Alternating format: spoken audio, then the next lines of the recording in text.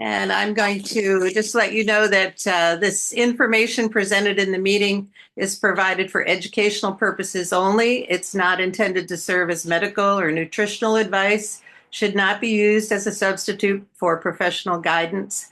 Attendees are encouraged to consult with their physician, nutritionist, and/or dietitian to develop a personalized nutrition and health plan that meets their unique needs.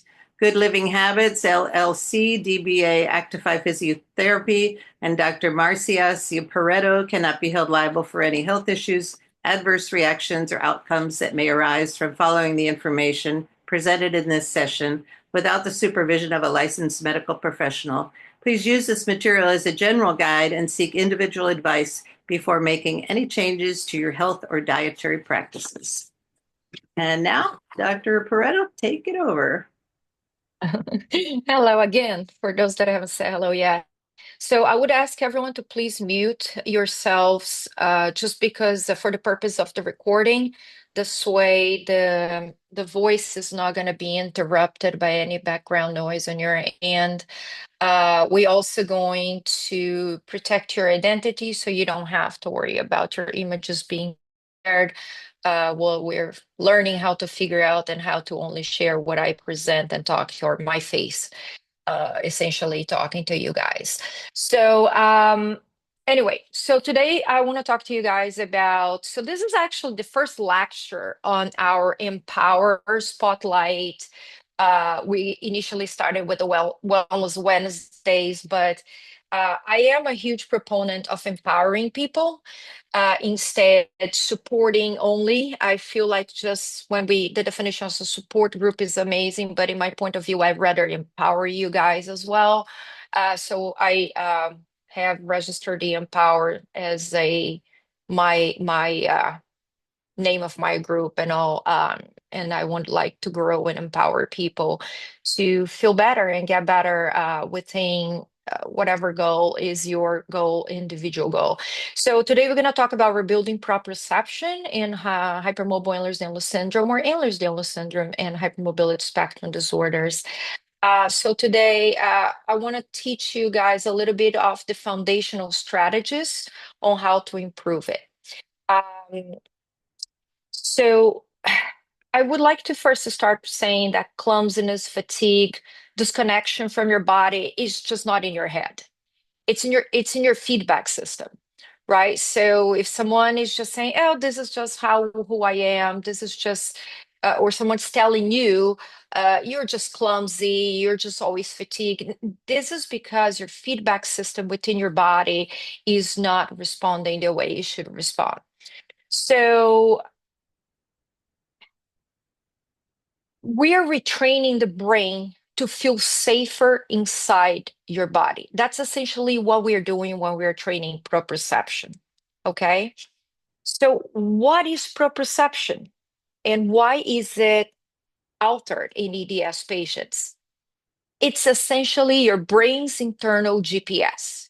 It's telling you where your body is without looking, without having to see to look where your foot is going on the floor, without paying attention where your hand is reaching, without having to make sure that when you're actually going to drink the bottle of water, you don't throw the water at your face or miss your mouth, right? That's proprioception.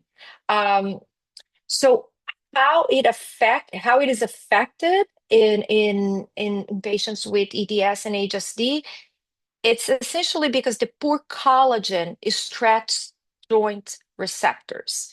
So that because of the ligament laxity, there is a faulty signal to the joint.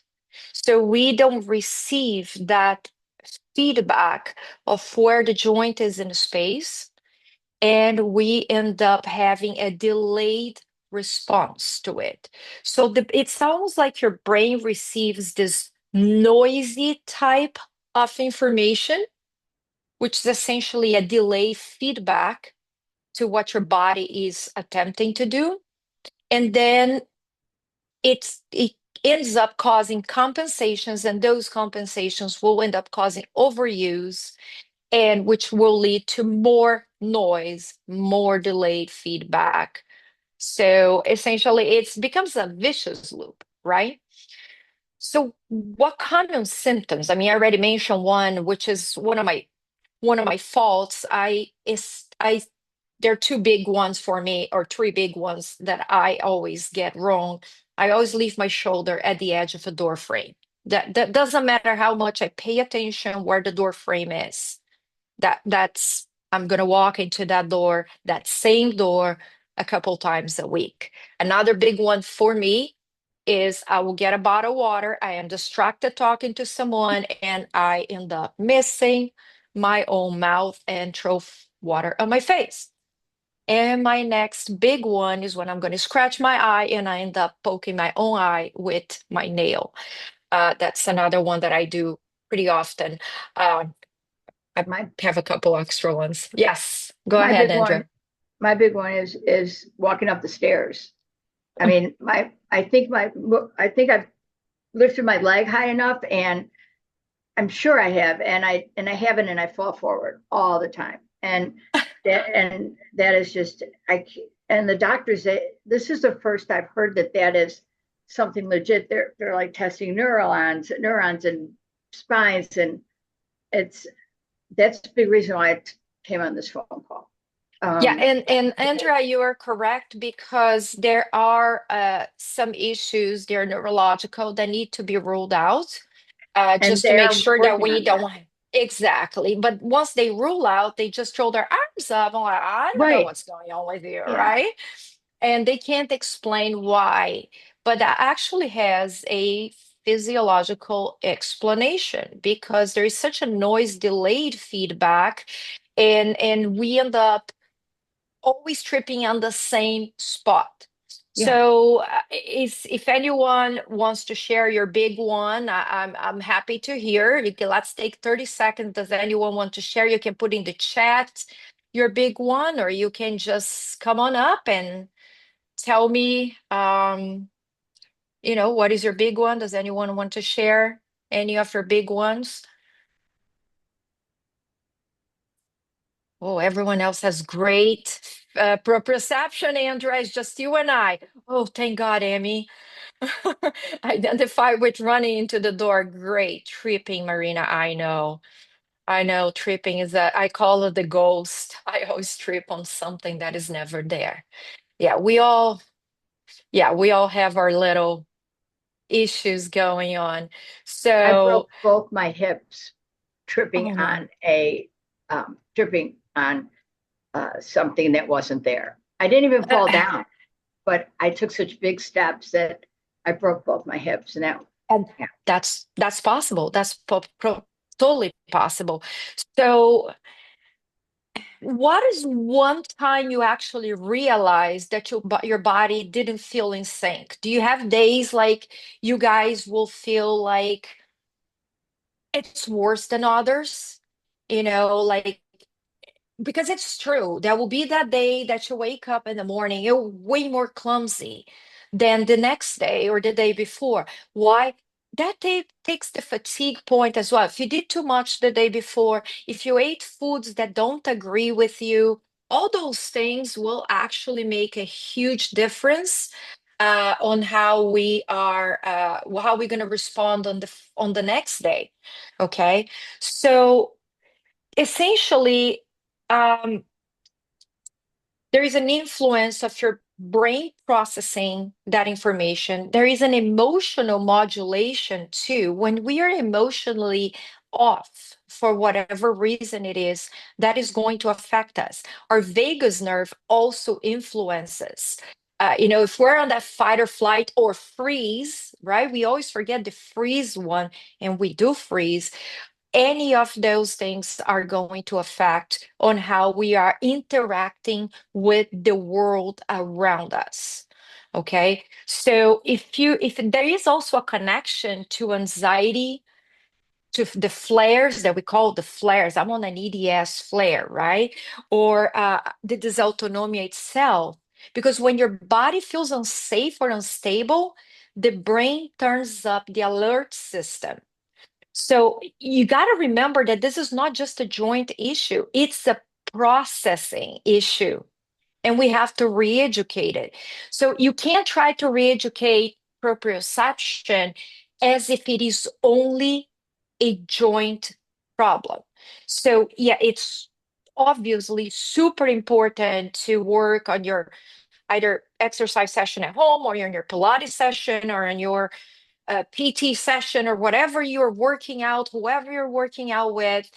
Work your balance, work your ability to acknowledge your body is in a space, right? That uh, awareness of where you're standing or where is that door frame and walking through and things like that. But if you are having a bad emotional day, if you are on fight or flight or freeze, if you're having a flare of joint pain because you ate something you shouldn't, or you had a little alcohol when you actually, your mast cells don't really like that you have alcohol, or when your dysautonomia is talking louder that day for whatever reason, that is also going to make you a little more clumsy, a little less able to control your body. So remember, it's a processing issue. It's not only a joint issue. Okay. So if you are going to, for example, let's give an example here. So if you're doing a pelvic clock drill, right? You're sitting up and you're sitting, if you guys want to follow what I'm going to say, you can actually notice that. If you sit down on your sits bones and you sit down like, and you can feel now both sit bones, right? And you want to make sure your ribs are over your hips. So you don't want to be back on the chair. You don't want to be too far forward where you're leaning. You want to feel like someone is pulling you from the crown of your head and making you long. Now, if you actually close your eyes and you inhale, and then you exhale, and you expand on the inhale, you expand that sense where your body's in a space. So just if you have your eyes closed, you actually can feel better. Right? So you close your eyes and just relax your hands somewhere and you inhale. I wonder if you guys could feel your sits bones becoming a little more connected to that chair if you are sitting upright. And then you exhale and engage gently your abdominals. And you keep that hold and awareness of where your abs are and your sits bones are. And now open your eyes again and see how it feels different. Okay. And now, if you layer that little pelvic clock with it, so you roll back and you tilt, bringing your pubic bone forward, and then you arch your back and roll and roll your sits or your tailbone back. And if you do that seated and you keep that awareness of both sits bones, that's proprioceptive awareness. Okay. So when you're doing your exercise with your therapist, with your Pilates instructor, or at the gym or at home, I want you to slow down your practice. It's not about how fast you do. It's never been. If we have been told to accomplish a certain number of repetitions and we're just doing and doing and doing and doing, and as we're getting tired, we speed up even more because we want to get somewhere and we're going to finish because we believe that finishing those repetitions is the goal. The goal is not finishing the reps. The goal is connecting with your body. The goal is really, am I activating the right muscles as I am doing that pelvic tilt? Can I feel the engagement of my abdominals, bringing in that, tucking that tailbone under and rolling over my sits bones, and then rolling back and arching my back? And can I feel my body functioning? Okay, so I really want you guys to actually change your mindset and start feeling your muscles. Which muscles are kicking in? Is my body even in a space? Am I breathing correctly or holding my breath? Okay. So it's everything. It's not only about movement, but also breath coordination as you are going through that exercise, whatever exercise it is. So some of us might need a mirror to be able to have that feedback. That's called biofeedback, right? If we are touching the body part, if you're doing your pelvic clock, let's go back to pelvic clock, and now you put your hand on your belly and you tuck your tailbone under, and you feel your abs engaging instead clenching your glutes, that's where you're feeling the right place. If you're clenching your glutes when you do a pelvic clock, that's not what I want you to feel. So if you bring the awareness and put your hands on those abs, now you know what you're using. Or if you're using a mirror and you're looking at yourself and like, oh, I can see my pelvic clock. I can see my pelvis moving. I'm not doing anything where my shoulders are clenching, where my jaw is biting down. Right? So being able to get that feedback and being able to see the movement and feel the movement as well. And eventually carrying it to where you feel the movement without having to see it. And eventually being able to activate the muscles without even having to think too hard about it. So 5% of everything that we think, say, and do is conscious. 95% is unconscious or subconscious. If we actually start doing things with too much speed, we start using number one, momentum. Number two, we start compensating. And number three, we are not really recreating new pathways in the brain that will really truly teach you how to train or how to utilize your internal systems or how to regulate your GPS. And today we're only talking about proprioception, but this is valid for other things. Okay. So let's think a little bit about strategies for daily life. So, because we have a tendency to lock joints, because it's easier until it's no longer good for us, right? So, if we can actually start avoiding the end range locks. So, if you're going to do, I don't know, you're doing dishes and you're standing, and because it's just easier to lock the joints, because if you lock the joints, you don't need to use muscles because you're creating a lot of congruency on that joint now, and you lock it back and you will be locked. Okay. And if you actually unlock and you have to utilize muscle, now you're going to have a lot more. Someone has a microphone on. Can whoever it is, please mute yourself just so it does not interrupt the recording. Thank you. Please look at your microphones and mute yourselves. Thank you. So let's go back. Sorry about that. So if you're locking at end range and you unlock, now you need to use muscle, but now it's not easy because now you need to have strength, awareness of what is your mid-range, right? And endurance, because you need to be able to stand there for a period of time as you're doing your dishes, brushing your teeth, whatever you're doing. So again, finding throughout activity. So this is not a only, let me do my exercise session, let me do everything right on my exercise session, and then I don't need to think about it anymore. Done. Done. That doesn't work that way. Because that is maybe a 30, 45 an hour exercise session against the other 23 hours of your day. And those 23 hours of your day are going to win. Consider about 6, 8 hours we are sleeping. For those that get to sleep, for those that don't, I am so sorry. It is rough. But the hours you're awake, you need to be thinking, am I locking my joints? How do I unlock those joints? How do I utilize my muscles so I can actually utilize my muscles correctly, my proprioception correctly, and look down? Because sometimes I'm going to say, okay, am I locking that knee or not? Am I locking that elbow?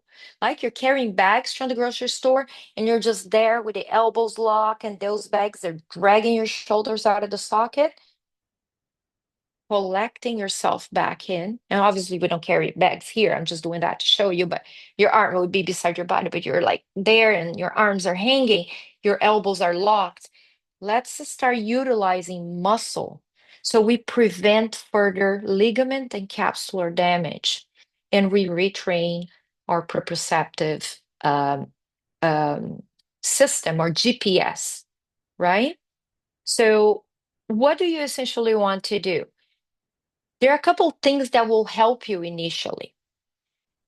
I think most of you know that I am not a huge proponent of braces, like anything that takes away from your movement unless necessary. Okay, so if you're injured, we need a brace.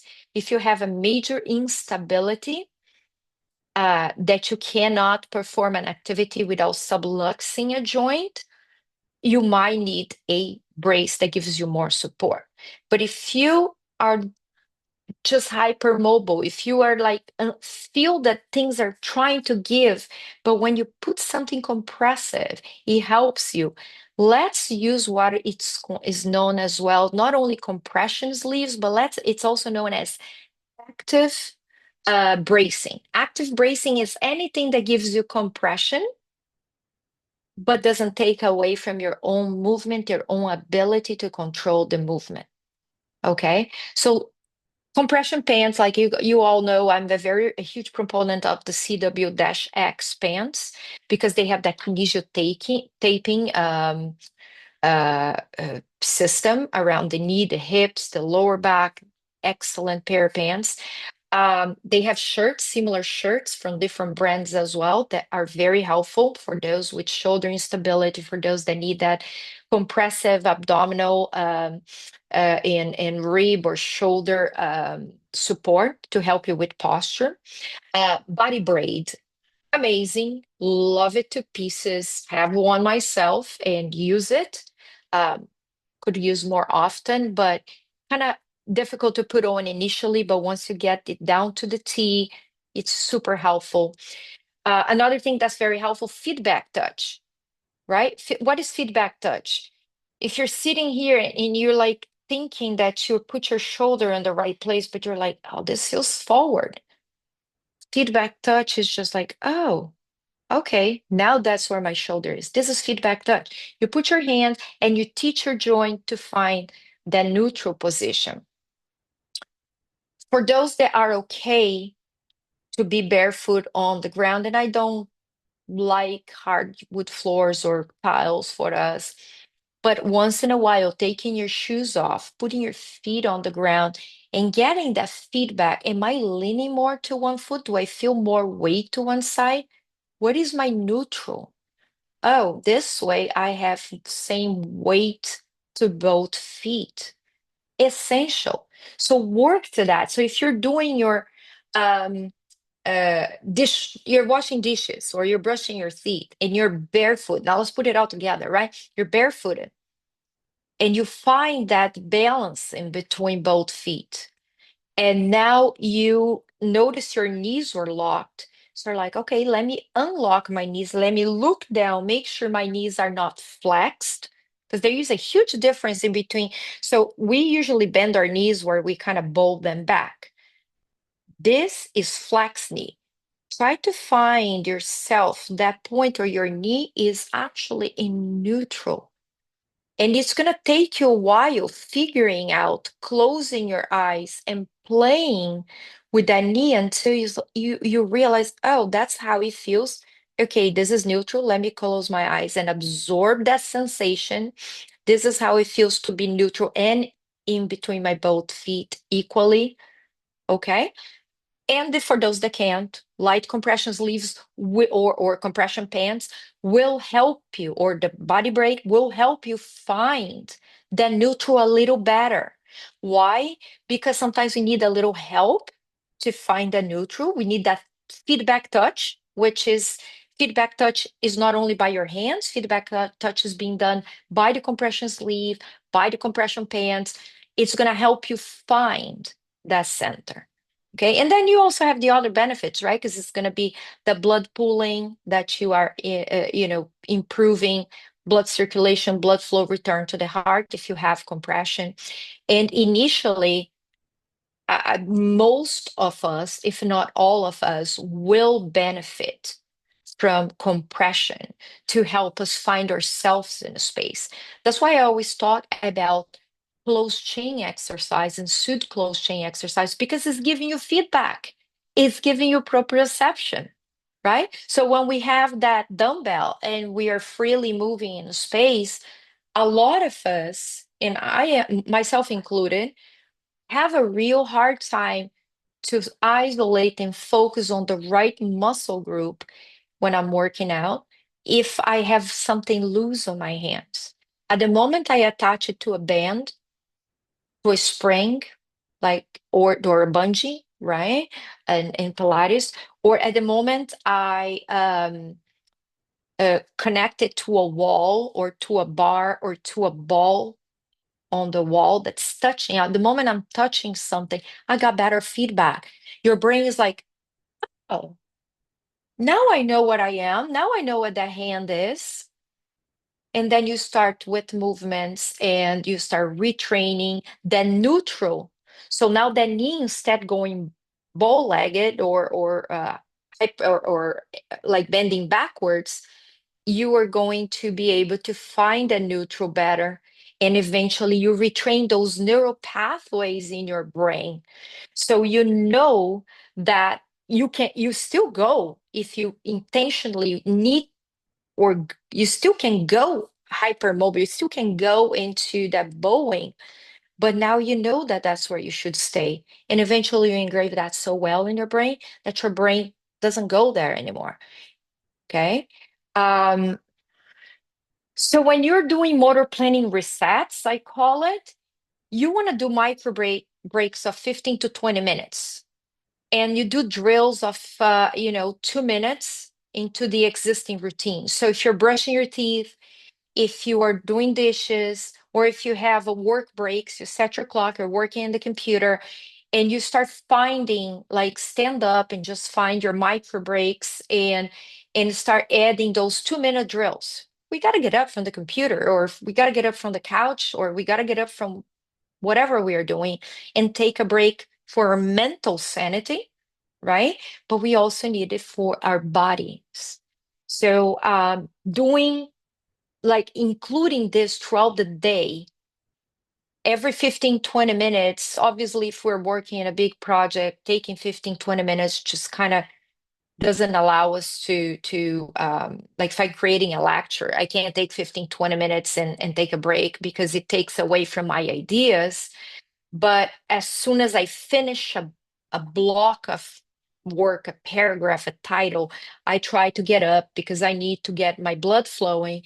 And I also need to work a little bit of those drills to just get my body acquainted to where I am in the space. And you can do that in a seated position, because if you're typing or watching TV or whatever, and you just kind of start dropping in, and then when it's your micro break, you add that 2-minute drill where you close your eyes, you find your pelvis, you find your knees, you find your feet grounded, you press your hands on your thighs, anchor your shoulder blades.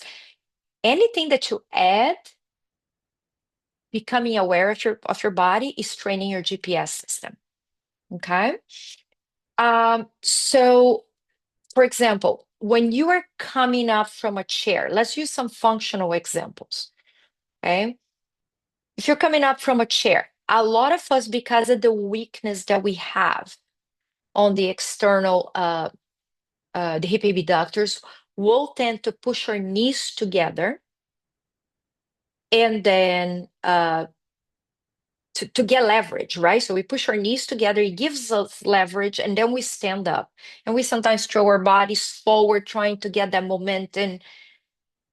Let's just start working. Then once we stand up, we just already hyperextend the knees because it gives us it gives us support. It's almost like a break, the muscle's taking a break. So starting, for example, from now on, standing from your chair without pushing your knees together, keeping them parallel, nose over toes, pressing from the heels. Once you stand up, ground your both feet and don't lock your knees.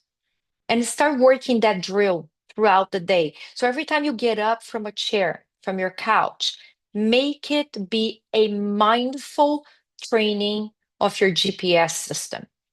All right. Once you start doing that frequently enough, this becomes engraved. This is neuroscience. I'm not making this up. All right. I didn't write this out of my own uh, assumptions. This is research. Okay. The more we repeat a activity mindfully over and over and over correctly, we start overriding in our brains the wrong pathways that or the wrong habits that we acquire as we were eh, because of the compensations and because of our weaknesses and not understanding how the systems work, there's a lot of shortcuts that we adopt. The more we now mindfully perform it correctly, the more we overwrite those. And it's so cool to see this scientifically because we have there are videos on the internet that are so cool. It's habit forming brain cell videos. And obviously they have to expedite that, like to fast forward, because that happens at this snail walking backwards pace. But you can see the neurons are the brain cells, and each neuron cell think that it's the palm of my hand, and they have what's called dendrites, which are like little fingers out of the cells, and those connect with other cells and they start growing and connecting, and that's like in 3 dimension, right?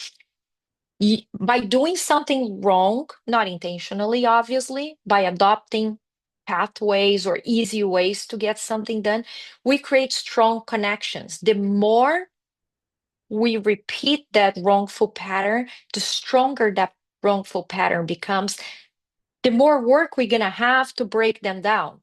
It's just like breaking down a bad habit, smoking or whatever it is, right? Picking your nose. I don't know. So now once you start repeating it correctly, all of a sudden the connections that you had before, you start breaking those connections and new connections start forming with the correct pathway. So it's not a quick thing. You need to repeat it over time. Okay. So climbing stairs, climbing stairs using your midfoot pressure and using your hip and pelvis alignment. So instead, pressing down from the toes, or like some people even go upstairs sideways because of their fear of falling or difficulty. You don't have to climb the whole stairway if you're afraid of falling, but it start with 1 or 2 steps and exercise that. So your mini break becomes your climbing stairs, 1 or 2 steps, pressing, putting your right foot up, putting your hand on the handrail, pressing up from the ball of your foot that goes on the step. Put as much of your foot on the step as possible. Press from the ball of the foot. Keep your pelvis level. Don't drop to one side. Don't lean. Don't pull. Try to see how much you can do the lift evenly and then going down again evenly. And work 1 or 2 steps. Make it your intentional micro break, your 2-minute drill. This is your motor planning reset. You're retraining your brain to do it correctly, and it takes work. I'm not going to lie to you. It's not going to be in a week. It's not going to be, in 2 weeks that you're doing the entire stairway or not, but it's going to be soon enough. The more you put into it, the faster it will come. Okay. Um, so light resistance, like bands, follow with slow repetitions. And by slow repetitions, I'm meaning if you can break it down to 4 counts. So if you're stepping up and you're doing 1, 2, 3, 4, and then you're going to go down 1, 2, 3, 4. Intentionally slow down the movement to retrain motor control. It's not about strength. We talk about strength. Oh, we got to strengthen because we have EDS. Before the strengthening, we need to fire the correct muscles and we need to retrain motor control. Strength is going to come after, because if you don't have the right muscles kicking in, and if you're using your movements in a way that it's inaccurate, you will be reinforcing a wrong pattern. Okay? So proprioception thrives in repetition, not force or resistance. Okay? So it's like we're turning, it's like we are tuning an instrument instead fixing a machine. It's not about hammering down. It's about the very delicate work of waking up the muscle and teaching your body to utilize the muscle within the entire chain as a very harmonious instrument within an orchestra now.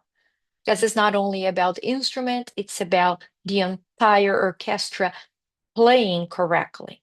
So this is what re-education, movement re-education with safety is all about. Okay. So essentially, I think what we all need to understand, we know it, but sometimes we feel that way. We are not broken. Okay.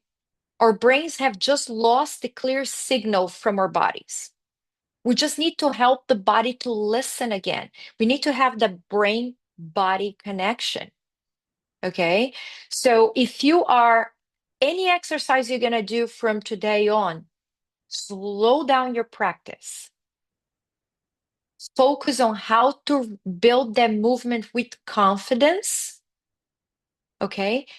Pay attention to, are you using, if this is a pelvic clock where you're supposed to utilize your abdominal muscles, pay attention if you're using the abs or you're just clenching your glutes.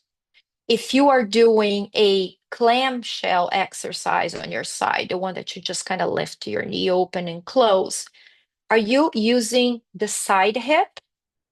Put your hand there and feel, are you really using that? Or you actually compensated by rotating your hip back and forth, your pelvis back and forth, and hence you are not using the right muscle. Is your abdominal muscle engaged? Are your shoulders piled up, your hips on top of each other? That's what we are looking for. We're essentially looking to recreate the motor control. We're retrain your GPS system to know what it has to do. So when you transfer all that now to real life, you will be able to do it safely. That's how we don't get hurt. Because doing an exercise just for the sake of doing, to check another box, does not work for us. Essentially, it might even work in a negative way because we can get hurt. So the whole idea is that we recreate these movements in real life. So that's where you're gonna tell your therapist, your Pilates instructor, your trainer, what does it look like in real life? Where do I use this muscle? And how can I translate this motion in real life so I can incorporate this back in real life? So, like I said, brushing your teeth, finding that body center. Are my abdominals engaged, or I'm like brushing my teeth with like a very sway back, like, or my pelvis is tucked under my knees, or I'm leaning on one leg, I'm holding my arm on the table, on the sink, my shoulders shrugging up, and I'm here with my head tilted a certain way. How is my center? Can I do this correctly? Can I use my muscles intentionally? At the moment we start working on that intention. You're not going to feel right at the beginning. It's going to feel odd. You might not find the right muscles at the beginning. You might need help of your therapist, your Pilates instructor, or your trainer.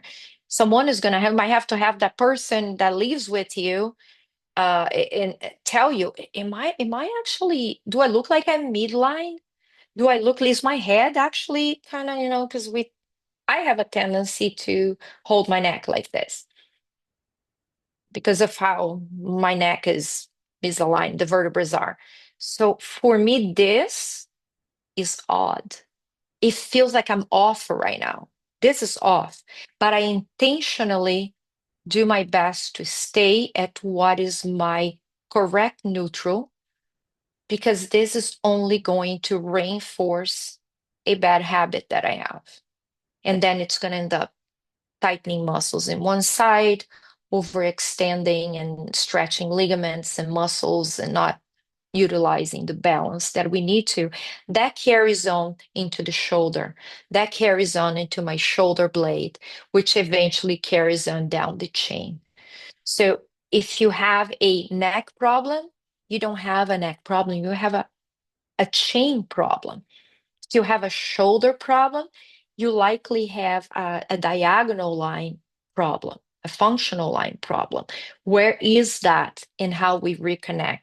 So having someone else with clinical eyes to look at you and then teach you how to carry on those things functionally so you can repeat at home while you're doing real day-to-day activities is key. Okay. Um, what else? So why don't we open the floor now to questions? So we got like 10 minutes. Let's chat a little bit. You guys can ask questions, can share experiences, whatever you want to do. But let's talk a little bit about, why do you feel disconnected from your body sometimes, and when? And how long does it take if you're feeling that way? What are your strategies so far? And then maybe, if anyone has that question, why, if it's possible that you could feel worse before better, just shoot it at me. Let's find out how we can do this. Anyone? Amy? So let's, yes. Dr. Perretto, so I've got osteoarthritis in my knees, bilateral, and it affects all kinds of things. And so I'm, wrapping my brain around what you're saying, and it seems like, I'm gathering it makes sense to engage in stretching and strengthening, or body mind connection activities, but I'm a little bit at a loss around, it seems like there's a deficit in terms of the osteoarthritis, but then the goal would be to have greater strength in some way. And then there's a second layer around regenerative medicine. And maybe that's what I ought to be focusing my efforts on. Does that make sense at all? So let me see if I understand. You're telling me, but you do have osteoarthritis, that's what you're saying, on top of being hypermobile. You're still hypermobile, or you're already on that stiff phase where everything is just more osteoarthritic than it is hypermobile? I think, yeah, both. There's Both, a little both. bit of both. Okay. So essentially, when you are hypermobile over time, the wear and tear causes early onset of osteoarthritis. Right. And that wear and tear of the joint, that now inflammatory and degenerative process of the joint, has its own collection of symptoms, right? So I'm a huge fan of PRP, and in some cases prolotherapy as well. Actually, there is now, it's called exosome therapy, which is a much refined form of prolotherapy PRP combination. I've seen some professionals already starting to utilize that more on patients with ES. But when we get at a certain age that we are dealing with both things. You're going to have to treat so prolotherapy and PRP will help you more with the inflammatory process. If there is a ligament tear, something like that, as long as that ligament tear is not significant, the PRP will help with the healing. And the prolotherapy may help with the healing as well, and the exosomes. If you do have a joint degeneration, now the PRP has to be done inside the joint, not only to the ligaments. Okay. Now, if they found that you have ligament laxity and joint degeneration, they may choose to treat inside the joint and the ligaments. Okay. And then essentially, are the joints, they're still not degenerated, but still moving too much, they will choose to treat only the ligaments and the capsule with the injections. So that's the difference sometimes when you go to a medical provider that says, I will do a PRP or inside your joint only. But if you have only joint laxity and you don't have degeneration, you're going to feel stable while the volume is inside the joint, right? Because they inject that, it puffs up the joint, it gives you stability. But then once the body absorbed and worked through it, you're going to feel unstable again. And that worked on the inflammation within the joint, but didn't stabilize your ligaments. That's where the PRP and exosomes done to the ligaments will be crucial, because that is going to help build a little more cellular cells, I'm sorry, to the ligaments, helping it make a little more stiff and a little more scarred down, so it becomes a little more stable. I have seen it work better for smaller joints than larger joints as well. So not everyone that has a hip laxity, I have seen having good results. But I personally have done lots of PRP and prolotherapy to my hands, and it has done wonders. But when you let it go to the point of like this is a full dislocation, there is no PRP or prolotherapy that's going to hold this together. This is surgical. This needs to be put in place and anchored and everything. But if you're having like little joints that kind of do I have that. overstretch like this, yeah. If those, if you got like sausage links moving all over, those can be helped. So if your knee is feeling unstable, but the ligaments are intact, prolotherapy or exosome therapy could be your way to go, Amy. Did I answer your question, Amy? Yes, you did. Thank you very much for your time. I really Okay, appreciate it. of course. Anyone else has a question before I go through the chat and we go over a few things that are put in here? Does anybody does anyone know? I mean, I guess probably don't need to. Well, does anyone know if insurance is anywhere near proving any of this stuff? Right now, Honestly, yeah, I haven't seen insurance cover. okay. Actually, if um the VA Oh, used to Doug, you just cover raised your hand. the VA used to cover and I'll get to her. The VA used to cover PRP, and now they're no longer covering. They stopped it. So if anyone knows, I'm all Yeah. ears to know. Well, when I broke both my hips, I ended up I tore both my shoulders because of the crutches, I guess. I don't know, but I ended up they couldn't operate, and I ended up going and having stem cell treatment and PRP and prolotherapy, and none of it was Yeah. covered. But I went for Regenerix, and I just it was. I mean, my arms were struck like this. Oh, you can't see. They were struck like this, and Yeah. yeah, it saved my life. Real, I was like, I thought this is it, and And plus I think actually what you said, Andrea, I'm sorry to interrupt, but just no, that's okay. to complement what you just said about your arms being, if you meant what I think you meant, My when shoulders wouldn't move any further than. yeah, but also what I mean is when we do PRP, prolotherapy, stem cell, the tendency for the traditional protocols is do the injections and nothing else. What I have noticed work for us the best is we do the procedure, but we need to put a brace. We want in Oh, purpose oh yeah, I to had that brace stiffen around up. my, oh yeah, Yeah, oh we need big to time. stiffen up the joint so that can take, because we will stretch it through, no doubt. So we want Yes. it stiffer because the stretching is going to come later versus a normal Yeah, person will yeah, not have that same problem. exactly. Yeah. But it So got, yeah, stem cell yes. is great as well. I Yeah, forgot to yeah. mention that. Yeah, it just, it was, yeah, but it was just, the pain was ridiculous. And they also did, Hmm.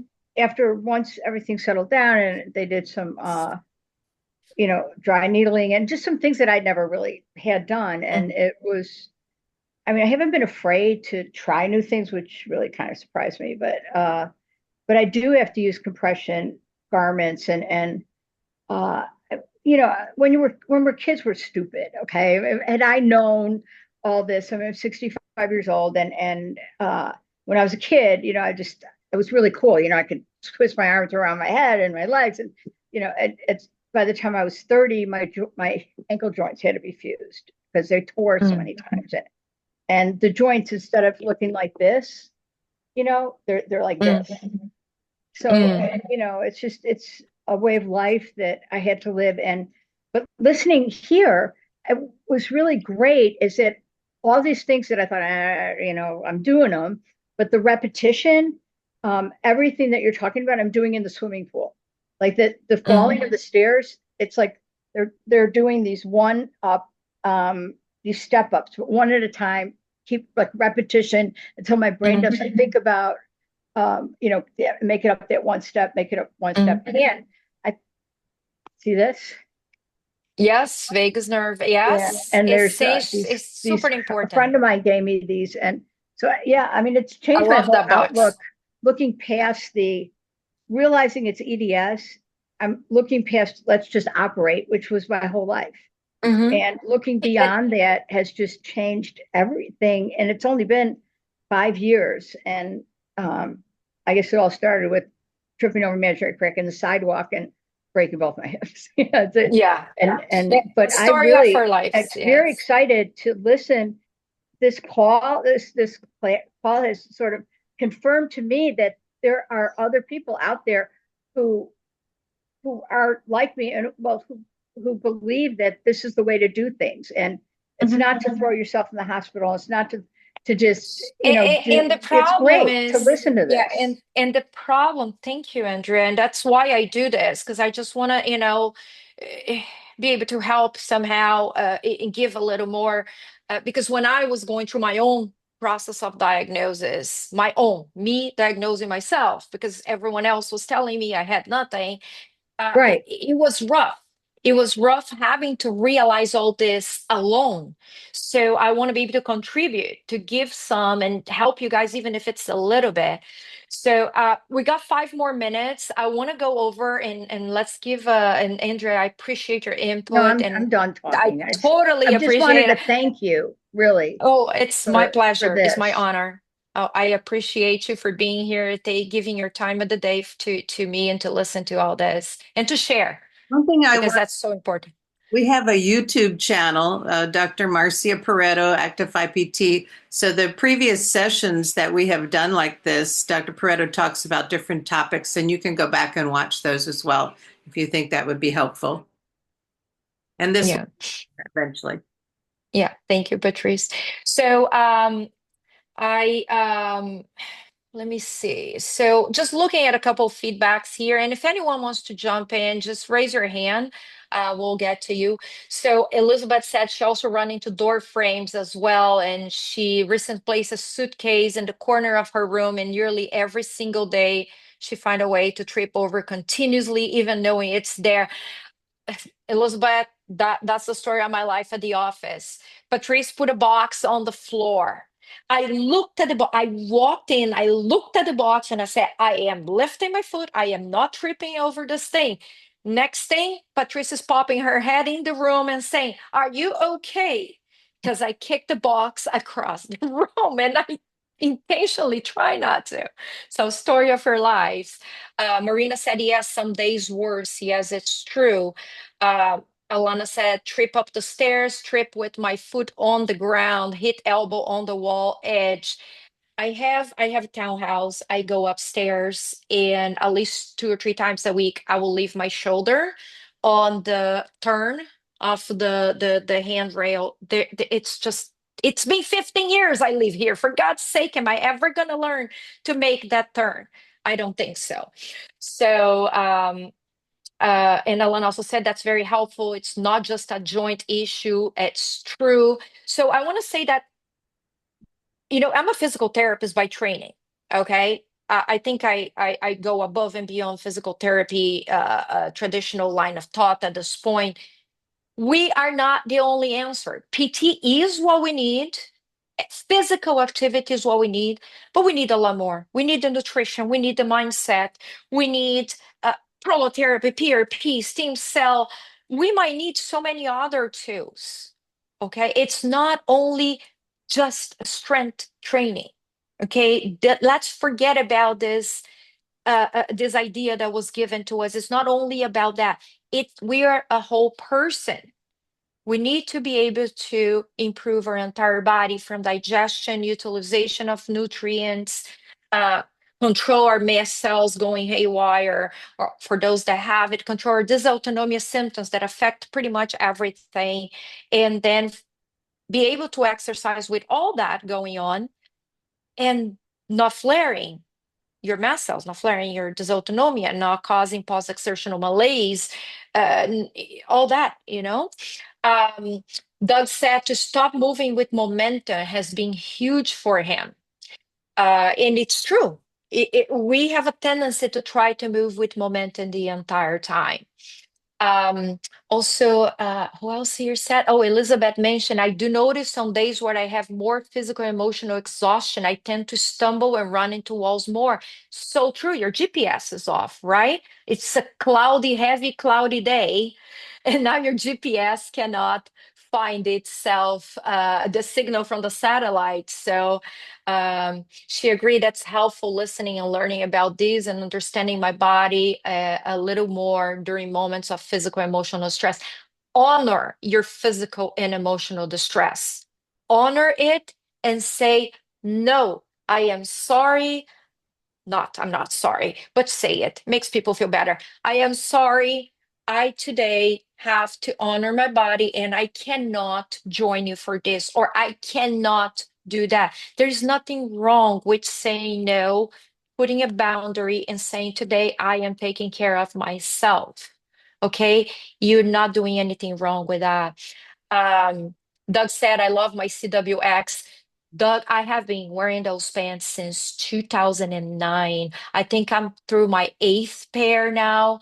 And whenever they're on sale now, I'm grabbing a pair. I love them because that's the only way I can find myself in a space when I actually do my more intense workouts. Elizabeth said, I hope it's all right for me to ask, and I sincerely apologize. She missed it. Don't apologize. It's always good to repeat a question if it has been done before. But do you have a recommended brand for compression sleeves for ankles and or knees? So I don't have a specific brand. I always recommend, so this is the thing, because of her POTS symptoms, every time we sausage something in between, right? We might blood pool below it and then accumulate on the above as well. So I'm not a huge fan of putting a compression in one body part. So my ankles are most hypermobile and reliant on braces for them. Okay, so I would prefer, and I would encourage you, Elizabeth, to give a try to the body braid. Start with the body braid through the process. Start with utilizing it in the seated position to get yourself with the upper body posture. And then eventually, they have their videos on the website. You can start using the upper thigh first and then eventually attach it to below the knee. That by itself, usually ankle issues, and I'm not saying they're not hypermobile because they truly become hypermobile, but when you stabilize the hips, you are going to facilitate the movement through your ankles. And then any compression sleeve that feels good, just don't get the very low ones that just go above the ankle. Get a little higher if you really have to do that. But I would prefer you to wear compression pants, truly and honestly. It's usually a better choice. But I don't have a preferred brand because for this compression sleeves is really if you have one thing I can say, if you have a lateral instability, there's some of them that have the little metals. They are compression sleeves, but they have a metal on the side. But don't get braces, the ones that will take away the thick hinge ones. Don't do that. Okay. Uh, Andrea said, I'm training my body that up and down in the pool. Yes. Don't forget though, when you take gravity, you decrease calcium deposition in the bone. So make sure you exercise outside the pool as well for strength training. Um, and she's doing step ups training with each leg. Yeah, that's perfect. That's great.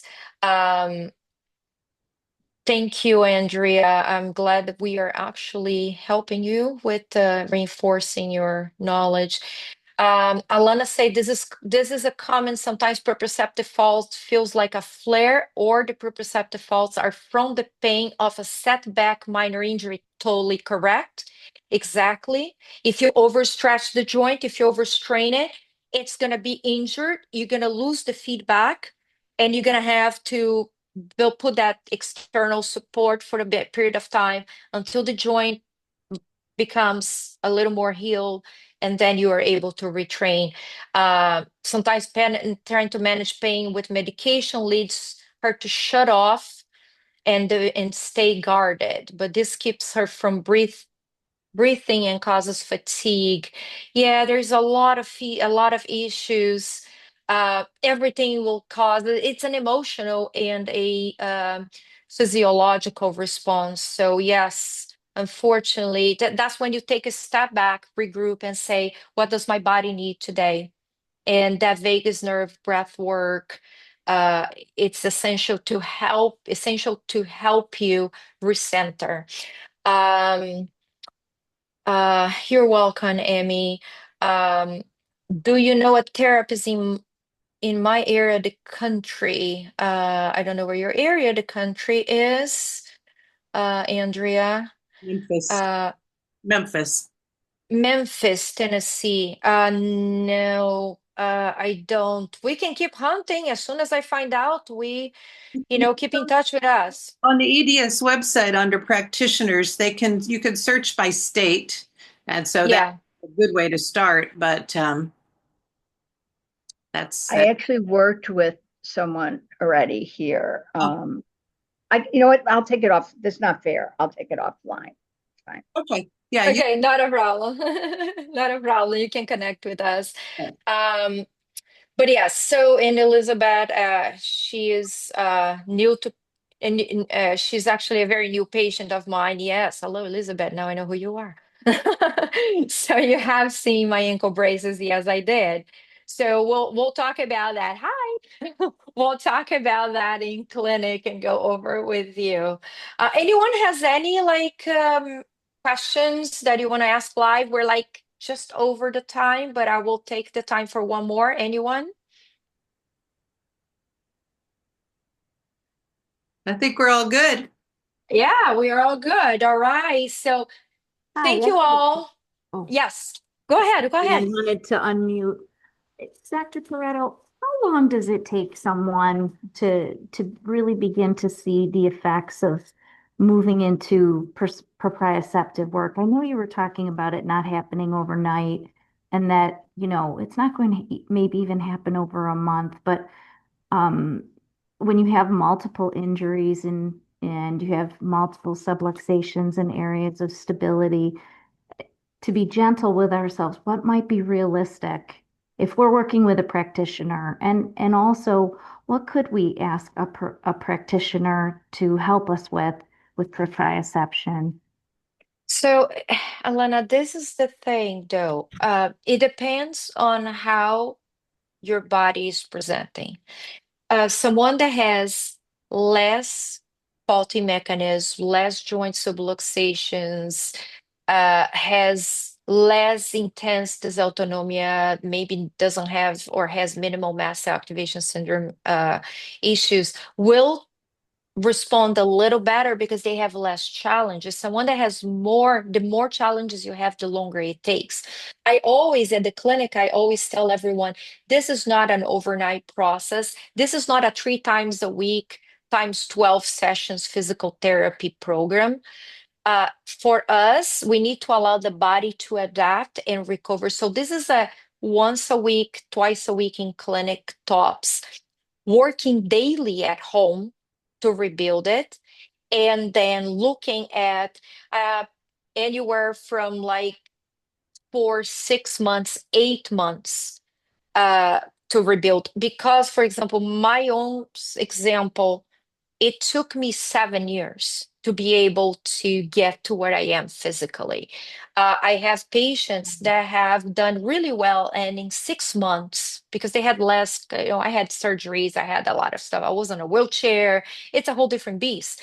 Now, I have patients that came in and they were a little higher level. It took them 4 to 6 months, and we call them our prodigy children in the clinic because they just excel and they do so well, but it depends on how much work you're able to put at home in between sessions to work the foundations that are given to you, the foundational movements, the foundational exercises for vagus nerve, for proprioception, for strength, for activation, for breath work.